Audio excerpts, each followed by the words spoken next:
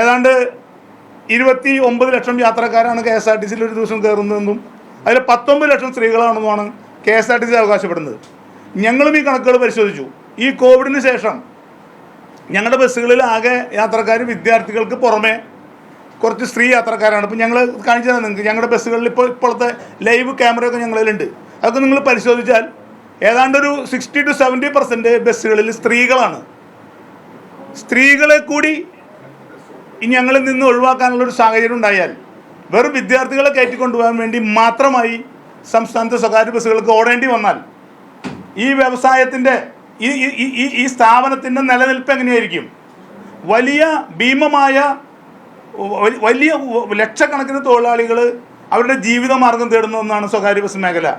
അതിപ്പോൾ കണ്ടക്ടറായാലും ഡ്രൈവറായാലും ബസ്സിൽ വർക്ക്ഷോപ്പിലായാലും ബസ്സിൽ ടയർ പഞ്ചടിക്കുന്നവരും ബസ്സിൽ ആളെ വിളിച്ച് കയറ്റുന്നവരും ഉൾപ്പെടെ വലിയ അനേകായിരം ആളുകൾക്ക് പ്രത്യക്ഷമായും പരോക്ഷമായും തൊഴിൽ നൽകിക്കൊണ്ടിരിക്കുന്ന ഈ വ്യവസായ മേഖല ഈ പൊതുഗതാഗത സംവിധാനം ഇല്ലാതെയാവും. പിന്നെ പൊതുഗതാഗതത്തിൽ KSRTC നൽകുന്ന സംഭാവനകൾ നിങ്ങളൊന്ന് പരിശോധിക്കണം. ഞങ്ങളൊക്കെ പുതിയ ബസ്സുകൾ ഒക്കെ വാങ്ങി സർവീസ് നടത്തുമ്പോൾ KSRTC ഇപ്പോഴും ഫാസ്റ്റ് പാസഞ്ചറും സൂപ്പർ ഫാസ്റ്റ് ബസ്സുകളൊക്കെ ഓടുന്നത് 11 കൊല്ലവും 12 കൊല്ലവും പഴക്കമുള്ള ബസ്സുകളാണ്. ഞങ്ങളൊക്കെ ഈ മേഖല സൂപ്പർ ഫാസ്റ്റായിട്ട് ഓടുന്ന കാലഘട്ടത്തിൽ ഞങ്ങൾക്ക് 5 കൊല്ലത്തിൽ കൂടുതൽ പഴക്കമുള്ള ബസ്സുകൾ ഓടാൻ പാടില്ലായിരുന്നു. ഇപ്പോൾ KSRTC 11-12 വർഷം പഴക്കമുള്ള ബസ്സുകളുമായിട്ടാണ് KSRTC സർവീസ് നടത്തുന്നത്. KSRTC തൊഴിലാളികൾക്ക് ശമ്പളം കൊടുക്കുന്ന സ്ഥിതി നിങ്ങളൊന്ന് പരിശോധിക്കണം.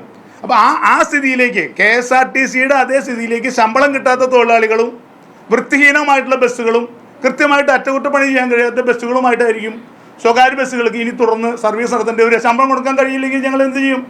ബസ്സുകൾ അറ്റകുറ്റപ്പണികൾ ചെയ്യാൻ പണമില്ലെങ്കിൽ ഞങ്ങൾ എന്ത് ചെയ്യും? അപ്പോൾ വലിയ ഭീമമായ ലക്ഷക്കണക്കിന് സ്ത്രീകൾ സഞ്ചരിക്കുന്ന ബസ്സുകളിൽ നിന്നും സ്വകാര്യ ബസ്സുകളിൽ നിന്നും ഇവരെ ഒഴിവാക്കാനുള്ള സാഹചര്യം ഉണ്ടായാൽ ഞങ്ങളെ സംബന്ധിച്ചിടത്തോളം ഇത് നിന്നുപോകും.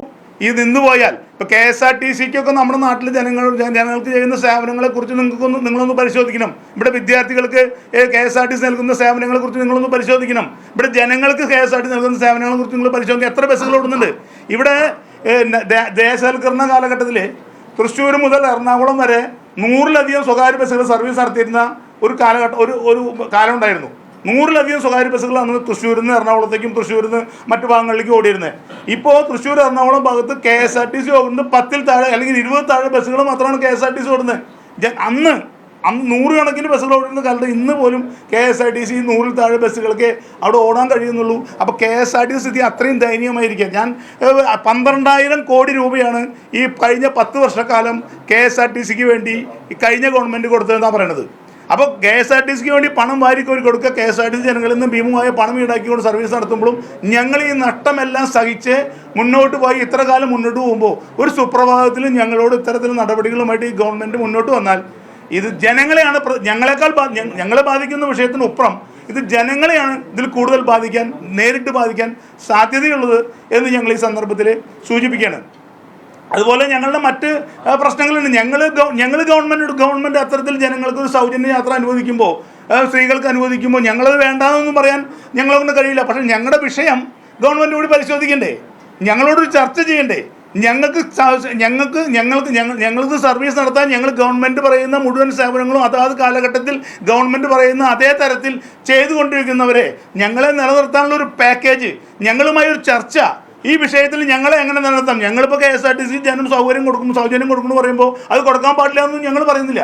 പക്ഷേ ഞങ്ങൾ ഇത്തരം സേവനങ്ങൾ ചെയ്തുകൊണ്ടിരിക്കുന്നവരെ എന്ന നിലയിൽ ഞങ്ങളോട് ചർച്ച ചെയ്യാൻ ഞങ്ങൾ ഈ ബഹുമാനപ്പെട്ട പ്രതിപക്ഷ നേതാവിൻ്റെ പുതുമുഖ യാത്രയിൽ ഞങ്ങൾ എല്ലാ ജില്ലകളിലും ഞങ്ങളുടെ ആശങ്കകൾ മറ്റേ ബഹുമാനപ്പെട്ട പ്രതിപക്ഷ നേതാവിനെ ഞങ്ങൾ അറിയിച്ചിരുന്നതാണ്.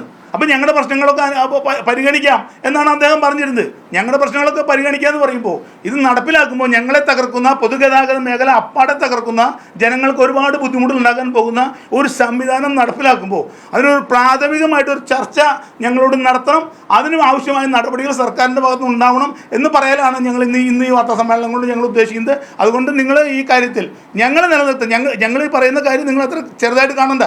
ഈ സ്വകാര്യ ബസ്സുകൾ നമ്മുടെ സംസ്ഥാനത്ത് സർവീസ് നടത്തിയില്ലെങ്കിൽ നമ്മുടെ നാട്ടിലെ സ്ഥിതി എന്താ?